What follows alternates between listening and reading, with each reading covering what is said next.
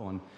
We now, I think, would move on to the next section to see how the regional peers have fared, because as Dr. Setaput mentioned, Singapore, Malaysia, Poland, or a few other countries have done much better than us at taking the longer-term vision, the longer-term investments in the human capital, in the human resources, in education, and have reaped juicier fruits than us. So either to learn from their successes, some of the hiccups or the failures that they may have seen, and how they've come about to implement those philanthropic initiatives in their country with regard to education so successfully. We have with us Kun Laurence Lien, who is the chairman of the Lien Foundation, Kun Elmarie, Potgieter, the CEO of Malaysian Collective Impact Initiative, and Kun Naina, Subberwal, Batra, CEO of Asian Venture Philanthropy Network. So may I invite first Kun Watanan Petersik to come up as a moderator to introduce all of them to you, and this session on the regional peers, the 3 strategic approaches in education philanthropy. Please give them all a round of applause. So, over the last 3 decades, all around the world, an immense amount of wealth has been created. But at the same time, if you look at the headlines that we see every day, it seems that social and environmental problems have risen at almost the same rate. At least that is the perception. The good news is that old and new wealth, as well as a very, very exciting generation of young people, are rising to this challenge of the social and environmental problems that plague us. So in Silicon Valley, in London, in Cambridge, both Massachusetts and in United Kingdom, Bangalore, Bombay, new models and methods of engaging with social issues from the private sector are emerging, just as they are in Thailand. It's been really encouraging to see the amount of activity that has taken place over the last few years here. So what we wanted to do today was bring some regional pioneers of these models to come to meet with the Thai pioneers in the field of philanthropy. And we have here 3 real pioneers. Kun Brin gave you their formal titles, but just to give you a little bit of color, Laurence Lien, Kun Laurence Lien is not only CEO of the Lien Foundation, but also co-founder of the Asian Philanthropy Circle, which is the first platform for collaborative work among Asian philanthropists. The Lien Foundation is a proponent of radical philanthropy, philanthropy that seeks to attack problems at their roots rather than just their symptoms, and Laurence will talk a little bit about that today. Naina, after an illustrious career in consulting, is now CEO of the Asian Venture Philanthropy Network, a movement, the venture philanthropy movement, started out in Silicon Valley and adapts the models used by venture capitalists to effective models of philanthropy. And it's expanded to the UK and made its appearance in Asia 5 years ago. 5 years ago. And I know that there are discussions in Thailand today about how we bring it to Thailand. Elmarie has over 20 years of experience globally in education. She's a real education expert here today. And she's working on a very, very exciting new initiative in Malaysia, bringing together government and the private sector, 12 organizations altogether, on an effort to create new models, innovative models of education within Malaysia. So, the focus today is education, and I think Dr. Setaput pointed out why. Lost opportunities in education are really lost opportunities for our future, the future of our country, our children, our grandchildren. So today, we'd like to present to you some new ideas in the field of philanthropy and education and hope that they will be of use to you. Laurence, let me ask you to start. What is radical philanthropy? Thanks. Thanks, Kun Watanan. Let me start by maybe giving a little bit of background of myself before venturing into my own journey in philanthropy. Well, first, I started as a government servant, which is unusual because I was born in a business family, but I decided to be a rebel and run far away from the family business by taking a government scholarship because my parents would not have paid for me otherwise to go to study. Then after a while, I came out. I started to dabble in the family's philanthropy, the Lien Foundation, and found it to be much more interesting than working for government. And after that, I came out to focus on philanthropy full-time. And in my journey, I looked at what really is the role of philanthropy in society. And if you look at the size, this is all Singapore figures of the economy in Singapore, that's about 390 billion. You look at the size of the government budget, which is maybe a fifth or a sixth of that, that's 70 billion. And if you look at the size of philanthropy, that's minuscule compared to the size of government and the size of the economy. So if philanthropy is so small, what is the role that you can play that can create that impact? If you are stuck in just delivering services, particularly on behalf of government, then you might as well pay more taxes, right? Which is on the left side, which is what I consider a little bit less strategic. This is, by the way, not for discussion. It's not law. It's sometimes when I show this, people have issues with it because I'm saying to be more strategic, I think we should work on the right side with very small amount of resources. In social change and advocacy, in playing functions that's complementary to government. Because frankly, if the governments are doing such a great job, then maybe we don't need so much philanthropy, right?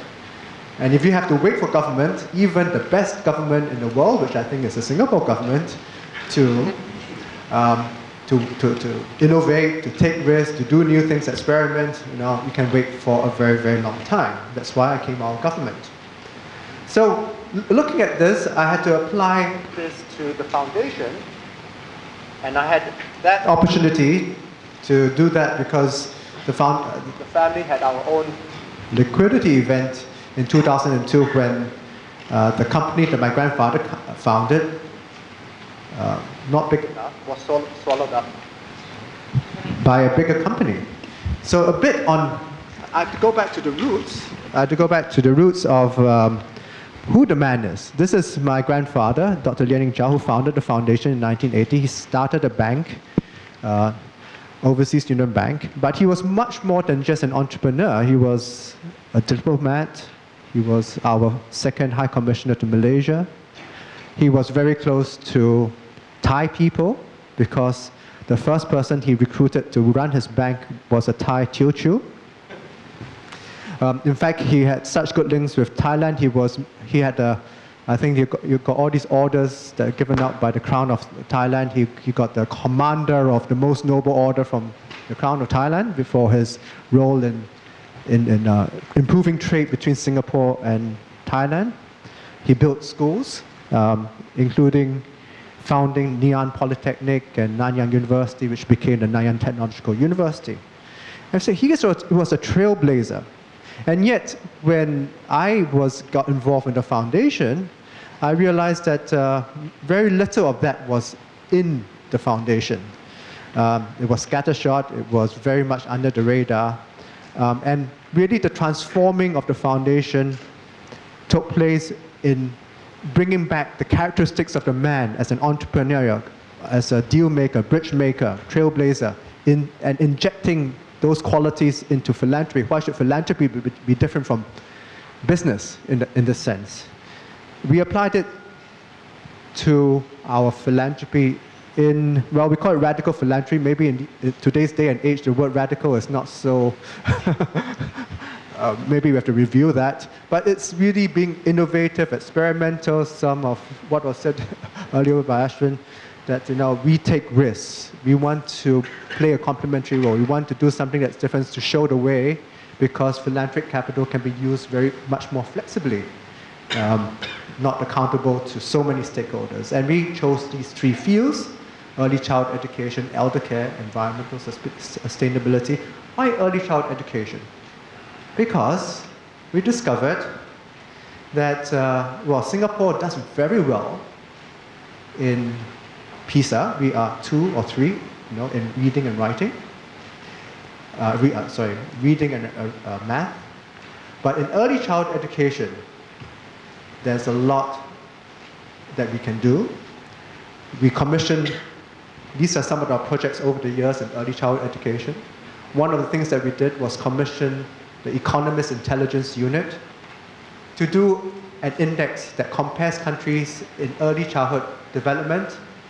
45 countries, Singapore came up 45. Now Singapore government officials love to be ranked high on things like education and healthcare.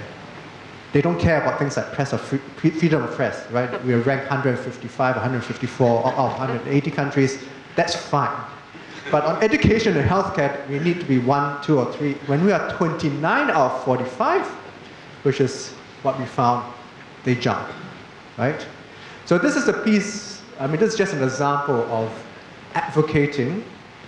They cannot ignore the Economist Intelligence Unit, even if you don't like them or you think that they didn't do a very good job, but they have a branding, they have, you have to take them seriously. And that actually propelled the government to invest a lot more in early childhood education. They also set up a new agency just focused on early childhood education in Singapore.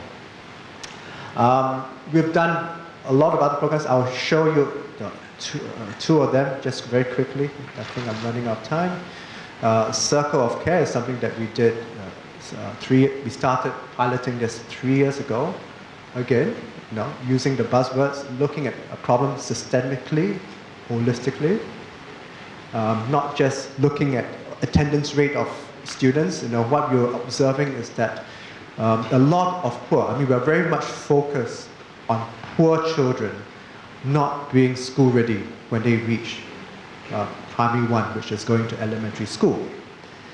Attendance rates of these at-risk children can be as low as 20-30% in Singapore, if you can imagine that, at preschool. It's not a matter of sending the parents a letter and saying, you're not doing your job, please send your kids to school more often. So Circle of Care is sponsoring social workers and educational therapists, learning support educators in this preschool. This is the first time that preschools have full-time social workers, and they go to the families and work with the families because these families tend to have multiple issues that they have to work with. That's why the kid is not going to school, and solving those upstream so that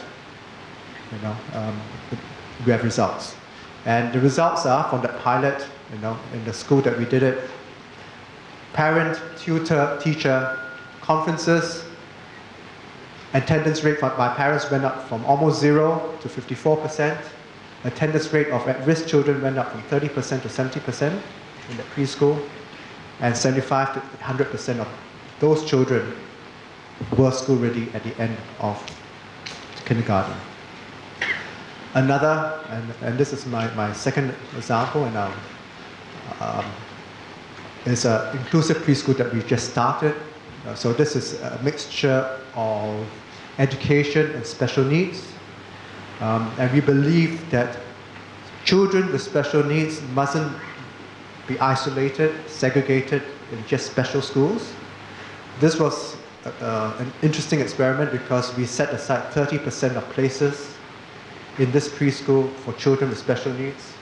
People thought we were crazy because they said that nobody will queue up for the 70% because parents value education, they don't want their kids to mix with the 30%. We proved them wrong. There's a queue for the 70% as of now.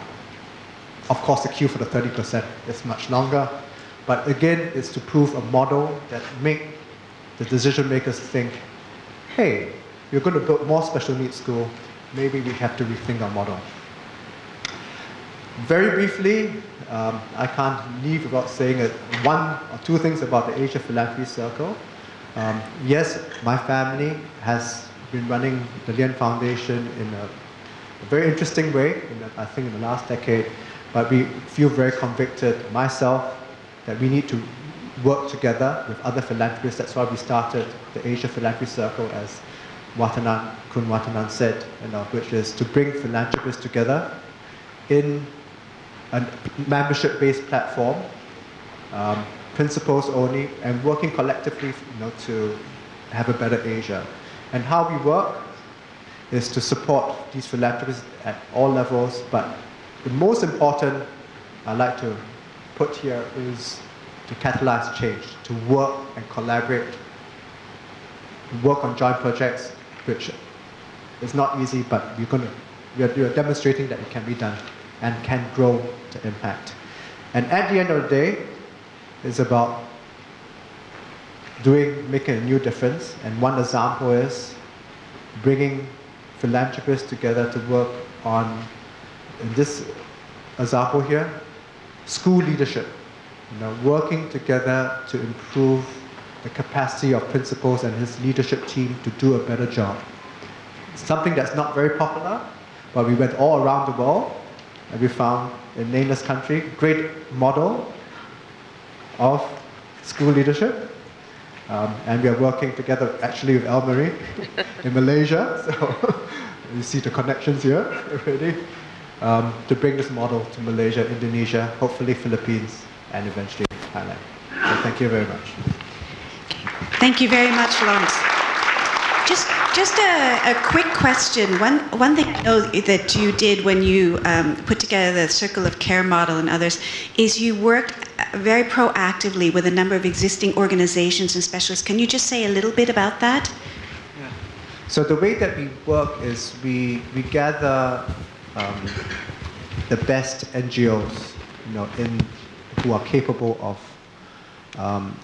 implementing a new program, and we don't have a grant-making process like traditional foundations where we open up and say, give me your best ideas.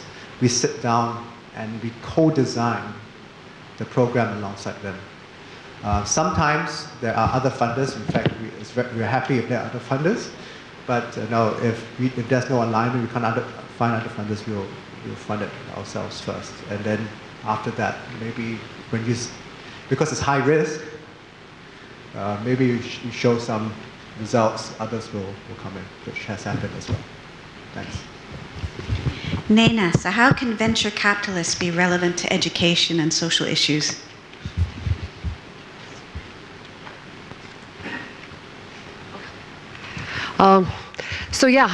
First, what I'd like to talk about is what is venture philanthropy, because when I actually came on board as the CEO of the Asian Venture Philanthropy Network 3 years ago, I really didn't know what venture philanthropy was about. And even now, I sort of try and explain it in terms that to me make perfectly common sense. And I think if we can empathize with it, we understand it much better. So what is venture philanthropy? Venture philanthropy is nothing more than looking at philanthropy the way we look at our business. I think, when Laurence talked, when Ashwin spoke earlier about philanthropy and about, people from business families actually coming into philanthropy, a lot of it is, how can they achieve excellence in philanthropy is when they use their own business acumen to actually make those decisions in terms of giving, in terms of actually assessing impact, to see, how much more or how much more deeper their philanthropic resources can actually affect change. So talking about venture philanthropy, it's an agnostic approach. It means you're not really focused on a particular sector. It's much more a methodology. It's focused on measuring results. It's focused on measuring impact. It's a combination of using both financial and non-financial resources to affect change, which is why I think corporates can play an exceptionally large role in doing venture philanthropy, because they can bring skills to the table. And it doesn't really differentiate between working with social enterprises or with non-profits. So you can do venture philanthropy with different types of beneficiaries. How does AVPN do this? AVPN basically provides a platform that acts as both an advocate as well as a capacity builder for venture philanthropy organizations. It's a platform that is pretty wide and encompasses both family offices, foundations like Laurence's foundation, to corporates, to social enterprises as well as impact investors. What to me is very interesting about the venture philanthropy model is the access to finance that it actually provides to the social sector. If you actually look at it, when you're starting a social business or you're investing in a non-profit directed at education, you need different types of capital in order to actually achieve scale. And that capital initially starts with very patient capital, with capital that's willing to take high risk. And oftentimes that is capital that is provided in the form of grants by foundations. Corporates can then come in to actually help build capacity in these organizations. So by looking at providing soft skills, by providing technology, by providing HR, IT assistance, strategic assistance, the organization can actually grow to a state where it can go to the market to reach for capital.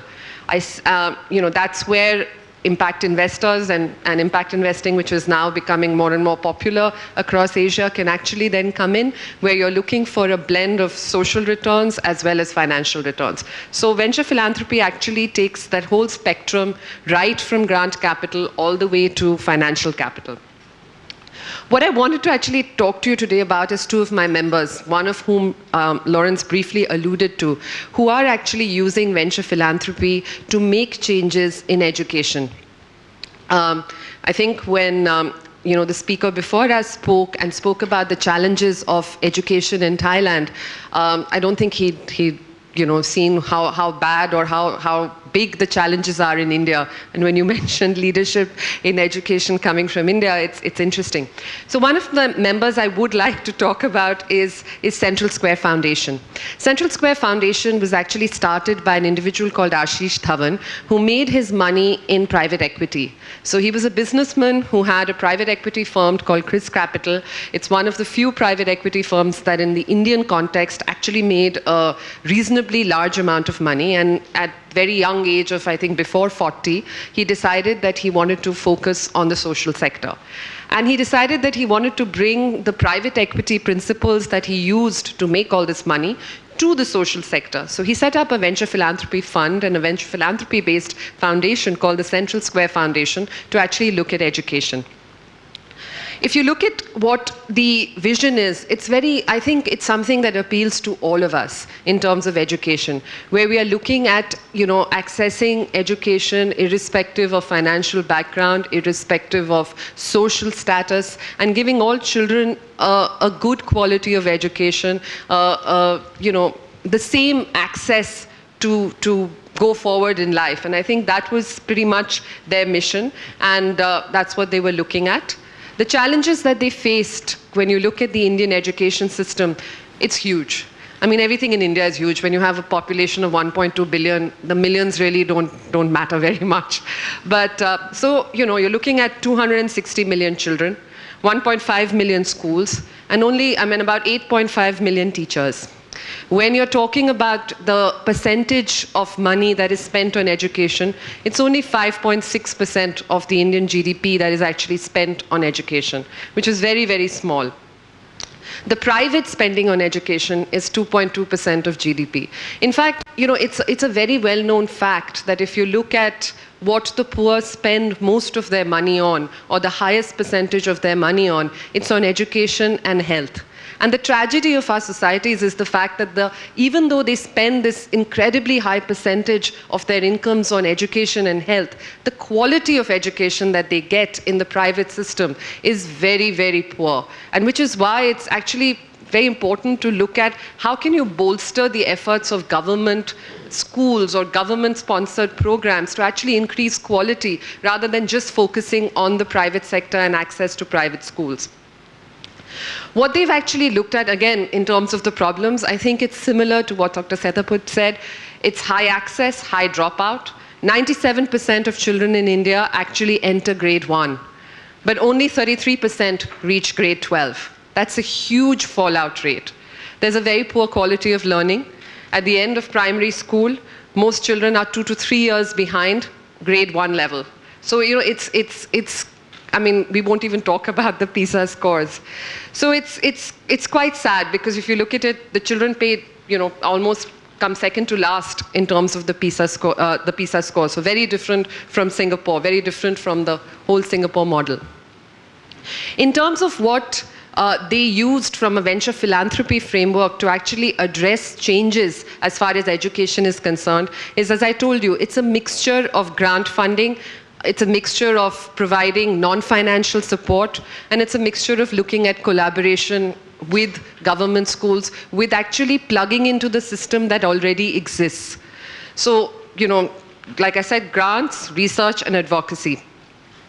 They've used 4 levers, which is to actually look at transforming their education or transforming their sort of engagement with the education sector.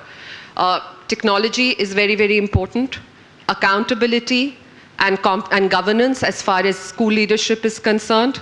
A high quality in terms of, providing leadership training, providing teacher training in schools, and of course, human capital development as far as the school management system is concerned. What you also look at in terms of the focus areas under each key lever, it's basically working with, the way their model works is they've picked up intermediary organizations that actually work with government schools and actually invested in those intermediary organizations. So the point here is to not really go out and set up a school of your own, but if there is an infrastructure that already exists, it's actually putting in your resources into that infrastructure and actually helping build that infrastructure to a better level. So, instead of replicating the wheel, it's actually coming together, collaborating with other intermediaries on the ground and trying to see how can we have more impact using less resources. So this is the Central Square Foundation, and I'm happy to answer more questions on that. The other model that I wanted to talk about is another organization that's a member of AVPN. It's actually a large corporate. It's the SK Group out of South Korea, and they run something called the SK Happiness Foundation, which is a corporate foundation. I understand from the talk before that cram schools or after-school tuition is also very big in Thailand. It's big in a lot of Asian countries. And Korea has a huge pool of cram schools or after-school tuition centers. The issue that they found in Korea was not so much in terms of PISA scores or in terms of academic learning. It was much more in terms of actually how do you provide children with other skills other than math, reading, and cramming for the next exam. So this program that SK Happiness actually decided to work with, and very nicely called the Happy School program, actually focuses on extracurricular options that children can then get. So whether it's sport, whether it's art and culture, whether it's actually doing things outside school, that's what they focused on. What I think here is very interesting is it's not a financial support that the SK Foundation provides to the Happy School program. They'll actually look at building capacity and corporate volunteering as the 2 pillars on which the support is provided. And this is why I thought it was interesting to share with you, because this is very much a part of the venture philanthropy model. The support does not have to be financial in nature. There can be human capital, there can be intellectual capital. And what is interesting here is that they use their large sort of group of corporate managers in terms of their large corporate volunteering team to actually come in and help with sports training, help with IT training, as well as work with social enterprises to come up with a curriculum, to come up with a pedagogy that they can actually then deliver in these schools. So they co-create the content as well as provide their volunteers to give support. The achievements of the Happy School program is quite great, where you've had this new curriculum that's been developed. They've built a large number of these programs, and there are now 128 schools that are actually adopting the Happy School After program. So what I think is very interesting, and it's very relevant in terms of both what Laurence spoke about and what AVPN is trying to do, and I think what Ashwin spoke about in the very beginning, is that the problem is too large for us to all do this alone. I think it's important to actually come out there and say that, and also the problem is far greater than any one of us. So coming and collaborating together and bringing our resources together to address something which is, I think, key Education is the pillar on which a hell of a lot of everything else is built on. That's what's important. And I think that's what networks like ours, groups like Asia Philanthropy Center, that's what they do, and that's why it's important. Thank you. Thank you very much, Naina. So, Elmarie, we're working in Malaysia with both government agencies and private sectors. Hopefully, you'll give us a little bit of insight into that holy grail. How do you get collaboration between the private sector and government in an effective way? Thank you very much, and for the invitation. For a girl from South Africa to be sitting here and knowing that I've worked across the region is a big privilege. Yes, the Malaysian Collective Impact Initiative is quite new. It's quite organic. We're learning as we're going along, so I will share some of the things that we've learned so far. What is collective impact? And I think this resonates very well with what all of the speakers today have highlighted. It is contained in the very name of our organization and the very approach. About bringing different stakeholders together. Collective impact brings people together, but I think the key thing here is it is in a structured, way. One of our previous speakers referred to think of systems, think of wiring and not the light bulb, and that is really what collective impact is all about as well. So I would just like you to look at the two streams. What is the norm so far? It's the isolated impact, and there's some key words there. Individual grants, people working separately, evaluation of the work done by specific organizations or programs, and also the disconnect between corporate sectors, the government, NGOs, and social enterprises. Whereas when you look at collective impact, it's all about an understanding that changing society and addressing social problems is a multifaceted approach with many, many different factors involved, and that no single organization or group will be able to address all of these issues. It is about cross-sector collaboration, and that involves government, non-profits, the community, the schools, a very, very wide variety of groups that I will highlight to you a little bit later. It is about actively coordinating actions and really focusing on a common agenda and a common outcome. So, you know, I think that was Mr. Ashwin who said he has 4 key principles, and one is look everywhere, don't work in silos, and take risks. Bring unlikely people together, and that's very much what is happening in the Malaysian Collective Impact. People that you would never see sit around a table, different banks, government organizations, private entities coming together to say, we want to help Malaysia implement the vision that was created through the Malaysian Education Blueprint.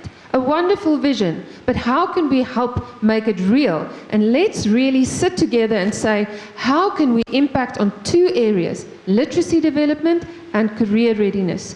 Because when we did research, we found that especially in the Klang area where our work is currently focusing, a lot of those social issues, vandalism, gangsterism, school dropout, single mothers, are very much focused or a result of illiteracy. And children not having a vision, not having an understanding or belief that they can actually have a successful career and can transcend their own social and economic situation. So the group came together, did a lot of research, and as it's no new information, but it is really true that to affect education transformation, you cannot only just look at training teachers or training school principals or building new schools or looking at changing the curriculum. You have to address a wide variety of issues, and that is what we do. So the Malaysian Collective Impact Initiative is looking at creating empowered communities for learning, and we have 3 key pillars. We've looked at the development of a school model So we are working within the public school system. We're not building new schools, we're not creating tuition centers, we are working to strengthen the system from within, because we believe that working with the schools gives us, in a way, a captive audience. The parents are there, the children are there, and by looking at, first working at improving the quality of teaching, the quality of leadership, the curriculum, the opportunities for children within the school, we also look at what sits around that. What are the problems that the parents face at home?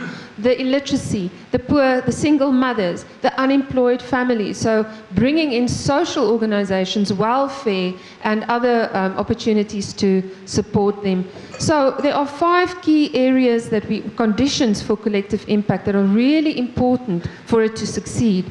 A common agenda, shared measurements, very important to work together, to also continuously communicate, and what I represent is the backbone organization. So a specially appointed organization that is tasked with bringing everything together, communicating with all the organizations, and identifying the indicators and putting the data together.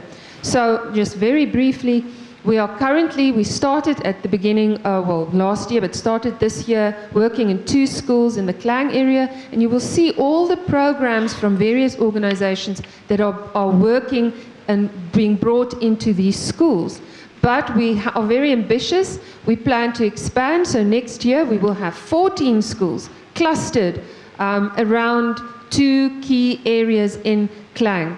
And that will enable us to establish a replicable model that can be replicated all over Malaysia, showing people that by working together, one can actually impact on literacy, on careers, and this is how we have to consider key factors: community engagement and ownership, identifying what the real issues are, what are the levers of change, sharing data and sharing measurements, understanding the complexity of social change, changing funders' perception of funding, and I think that is a very, very key area that nobody actually has mentioned, but it is thinking a little bit differently about how do we fund things, and how can we move away from the traditional mindsets. Multiple languages is an issue for us in Malaysia because we have so many different groups and ethnic and language groups. Being flexible and being able to adjust and change your approaches as you move along. It's very important to identify the right people. We have currently politicians, parents, NGOs, social businesses, government organizations, people from all spheres of life who are supporting us in Malaysia.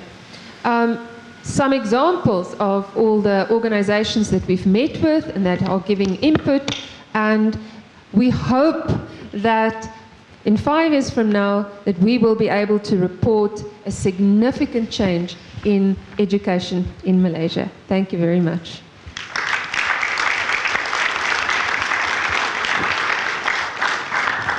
Thank you, Elmarie, and we're really looking forward to measuring or seeing the PISA scores improvement in 10 years' time, and hope that you beat Poland, being that we're from a very competitive area of the world.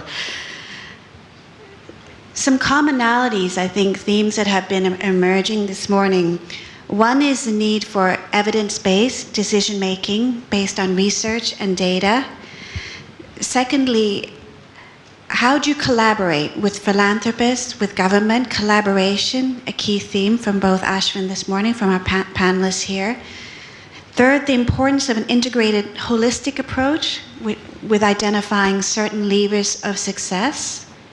Are there any other factors that you would bring to light based on the discussions we've had this morning so far? Take risk. That's another key factor, take risk. You know, in Thailand, the figures from the Revenue Department show that 22 billion baht has been spent over the last 5 years. Not spent, donated to educational causes. 22 billion baht. However, when you look at the pattern of giving in Thailand, I think it's no surprise. We're very conservative in our giving. It's to established institutions, religion, well-established and patronized organizations. So maybe we need to look at the way we fund things a little bit different. Think of the concept of risk. Now, one of the ways I judge the measure of success of a session is how many people take notes, or in these days, taking pictures of the screen. Are there any questions from the floor? We have some great experts up here.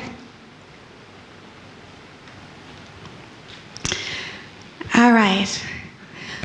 Well, in addition to the Thai tradition of very generous giving, which we've had over centuries, there's been another long history we've had of learning and taking the best from other countries and adapting it for use in a Thai way. We like to retain our Thainess, but we also have benefited enormously from learning from overseas.